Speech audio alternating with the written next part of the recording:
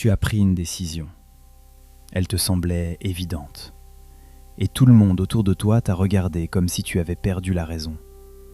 Ce n'est pas qu'il manque de discernement, c'est que ton cerveau et le leur ne vivent pas dans la même réalité.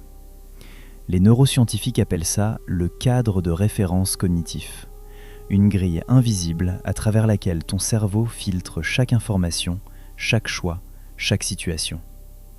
Cette grille est construite par tes expériences passées, tes valeurs, tes peurs et tout ce à quoi tu as appris à faire confiance.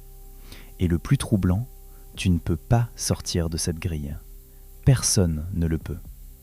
Tu ne perçois pas le monde tel qu'il est, tu le perçois tel que tu es. Abonne-toi maintenant parce que ce qui suit va te révéler quelque chose que ton cerveau te cache activement chaque jour.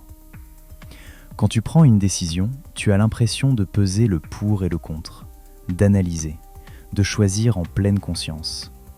Montre que ce n'est pas ce qui se passe réellement. Ton inconscient prend la décision en premier, en quelques millisecondes, avant même que tu en sois conscient.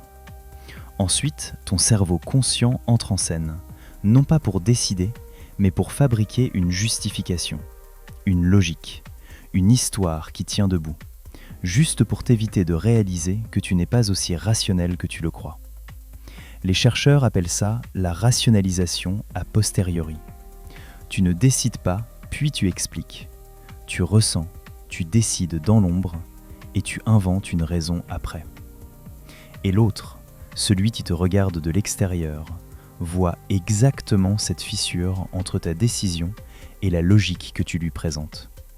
C'est pour ça que ton choix lui semble absurde, pas parce qu'il l'est, mais parce qu'il voit la justification, pas le ressenti qui l'a précédé.